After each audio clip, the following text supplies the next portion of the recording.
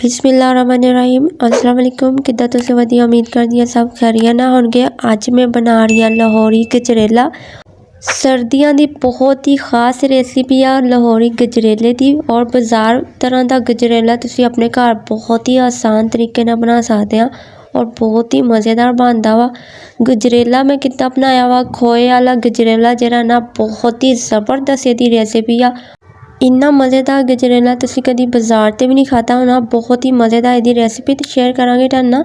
अच्छा जी, दूध मैं लिया वा 2 किलो मेरे को दूध आ टोटल, ठीक है ना। इहदे विच मैं गर्म कर रही हां 1.5 किलो दूध, ठीक है ना। इहदा आपां खोया बनाना वा, ठीक है ना। 1.5 किलो दूध दा खोया बनाना वा और 2 किलो लिया वा 1.5 किलो यानी कि मैं लई आ आधा किलो मैं लई आ मलाई, ठीक है ना। मलाई नूं मैं जमा कर लिया सीगा। दूध तो जिहड़ी मलाई आंदी सी ना वो मैं निकाल लैंदी सी, सेव करके रख लैंदी हुंदी सी। आधा किलो मलाई लई आ, ठीक है ना। पहले दूध नूं 2-3 वारी अच्छी तरह बॉयल आने तो बाद थोड़ा जिहा गाढ़ा हो गया वा और इहदे विच मैं मलाई ऐड कर दूँगी, ठीक है ना। आधा किलो मलाई आ, 2 किलो दूध आ। मलाई बहुत ही मज़ेदार लगदी है और इहदा खोया जिहड़ा मलाई दा बनेगा ना, वाह माशाअल्लाह बहुत ही ज़बरदस्त होएगा। सर्दियां ते बहुत ही मज़ेदार लगदा वा गजरेला। खोए नूं अच्छी तरह बनावांगे, ठीक है ना। देखो खोया जो दूध अच्छी तरह गाढ़ा हो जाए ना, बहुत ही मज़ेदार इहदा खोया बन जांदा वा। और खोए बनाना केड़ा इन्ना मुश्किल आ। देखो माशाअल्लाह अच्छी तरह गाढ़ा हो गया, बिल्कुल इदां दा रख लेना वा, ठीक है। इन्ना ज़्यादा तुसीं गाढ़ा नहीं करना, ठंडा होके बिल्कुल परफेक्ट हो जाएगा, ठीक है ना। अच्छा हुण आई आ अगला स्टेप जिहड़ा इहदा वा गजरेला बनाना, ठीक है ना। गाजरां लईआं वा मैं 2 किलो। अच्छी तरह इनू कद्दूकश कर लिया, ठीक है ना। क्रश कर लिया अच्छी तरह, धोने तो बाद साफ़ सुथरियां गाजरां और इनू अच्छी तरह क्रश कर लेना वा। और तुसीं इहदा पानी खुश करना, ठीक है ना। 10 मिनट मैं कवर किया सी और इहदा पानी अच्छी तरह खुश करांगे गजरेले दा और बहुत ही मज़ेदार गजरेला बनूगा। गाजरा दे अंदर जिहड़ा पानी हुंदा ना अच्छी तरह खुश करना वा, ठीक है ना। इहदे विच ज़रा भी पानी नहीं रहना चाहिदा और बहुत ही मज़ेदार जिहड़ा गजरेला बनेगा ना। गाजरा दा पानी जो अच्छी तरह ड्राई हो जाए तो इहदे विच तुसीं पाना वा देसी घी। इहदे विच मैं पा रही हां 6 चम्मच देसी घी होने आ, ठीक है ना। पिघलाऊंगे तो 6 चम्मच होएगे। और इहदे विच मैं पा रही हां चीनी। चीनी दा कप लिया मैं 1 कप लिया, बिल्कुल फुल कप नहीं है, ठीक है ना। थोड़ा जिहा घट आ, ठीक है ना। अगर तुसीं ज़्यादा मिठा खाना हो ना तो फुल भर के पा सकदे आ। और 2 किलो गाजरां वा, 1 कप इहदे अंदर चीनी आ और 6 चम्मच देसी घी, ठीक है ना।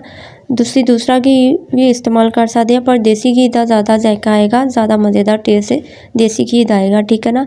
अच्छी तरह इहदी भुनाई करनी आ। इहदे अंदर खुशबू आनी चाहिए। जो इहदी भुनाई होएगी गाजरां दी अच्छी तरह मज़े की खुशबू आएगी और बहुत ही प्यारा इहदा टेस्ट होएगा। तुसीं समझ रहे हो अच्छी तरह भुनाई होई है, ठीक है ना। गजरेला बनाने लई सिर्फ खोए बनाने ते थोड़ा जिहा तुहाडा टाइम लगदा वा क्योंकि खोया बनाना थोड़ा जिहा टाइम लैंदा वा। दूध वगैरह नूं अच्छी तरह खुश करना हुंदा वा। गाजरां तां बहुत ही जल्दी बन जांदियां वा। इहदा सिर्फ पानी ड्राई करना हुंदा वा, अच्छी तरह इहदी भुनाई करनी हुंदी है। अगर इहदे विच पानी होगे तो इहदी भुनाई अच्छी नहीं होएगी, ना इहदा टेस्ट आएगा। अच्छी तरह भुनाई होने तो बाद इहदा बहुत ही मज़ेदार इहदी खुशबू आएगी। और इहदे विच मैं पा रही हां कद्दूकश कीता होया खोपरा, ठीक है ना। तुसीं साबत भी पा सकदे, कट के पा सकदे, जिद्दां दिल करे ना उद्दां पा सकदे। मैं कद्दूकश ही कर लिया, बहुत ही मज़ेदार आएगा। ज़्यादा जिहड़ा मूँह ते आंदा ना इहदियां कट्टियां होईयां जिहड़ियां डलियां जिहियां ओह मैनूं पसंद नहीं, इस तो मैं कहा कद्दूकश कीता होया ना बहुत मज़ेदार लगेगा। और इहदे अंदर मैं जो बादाम वगैरह तुसीं पाना चाहंदे ना पा सकदे आ, मैं इहदे विच नहीं पाऊँगी, बाद च ऐड करूँगी, ठीक है ना। अच्छी तरह खुश्क हो गया वा माशाअल्लाह, बहुत ही प्यारी इहदी खुशबू आ रही है। अच्छी तरह इहदी बुनाई हो गई है, ज़रा भी इहदे विच पानी नहीं आ। और जिहड़ा इहदे अंदर घी पाया सी ना ओहदे नाल इहदी बुनाई अच्छी तरह होई आ। और एक बर्तन ते मैं निकाल लिया वा खोया, देखो माशाअल्लाह ठंडा हो के कितना ज़बरदस्त हो गया वा। इनू अच्छी तरह तुसीं फैला लेना वा। अगर तुसीं मेरे चैनल ते नवे हो तो जल्दी ना जाके मेरे चैनल नूं सबसक्राइब कर दो और नाल ही बैल आइकन दा बटन प्रेस कर दिओ ताकि तुहानूं हर आने वाली वीडियो मिल सके। और बिल्कुल मोटी मोटी तुसीं तेल लगा लेनी है, इहदी बहुत ही ज़बरदस्त। देखो माशाअल्लाह ठंडा होने तो बाद इहदी फाइनल लुक देख लो। इहदे विच मैं बादाम वगैरह ऐड कर दिते और अच्छी तरह ठंडा हो गया वा। हुण इहदी मैं कटिंग करके दे दी है, इनू चेक करके दिखा देंदी है तुहानूं। और इहदी तुसीं खोए दी तय भी दे सकदे आ। और मज़ेदार जिहड़ी रेसिपी है ना खोए दी माशाअल्लाह बहुत ही आसान है और आराम नाल तुसीं बना सकदे आ। बाज़ार नालों भी ज़्यादा मज़ेदार तुसीं घर ते बना सकदे आ। बिल्कुल साफ़ सुथरियां चीज़ां ना अपने हत्थ नाल तुसीं बनाओगे और सेहतमंद खाना होएगा जिहड़ा ना मज़ेदार टेस्ट आना चाहिए ओहदा। माशाल्लाह माशाल्लाह देखो ਇਹਦੀ ਤਹਿ देखो खोए ਦੀ कितनी ज़बरदस्त आ और बहुत ही मज़ेदार ਇਹਦਾ टेस्ट है ना माशाल्लाह बहुत ही मज़ेदार आ। चलो जी बिस्मिल्लाह करते हैं और देखते हैं रेसिपी अपनी खाने ते किद्दां दी आ और देखण ते तो बहुत ही ज़बरदस्त लगन दी आ। बिस्मिल्लाहिर्रहमानिर्रहीम माशाल्लाह बहुत ही ज़्यादा मज़ेदार आ और इन्ना प्यारा ਇਹਦਾ टेस्ट है ना इन्ना सॉफ्ट या ना बहुत ही खोए वाली ਜਿਹੜੀ रेसिपी ਇਹਦੀ मज़ेदार आ।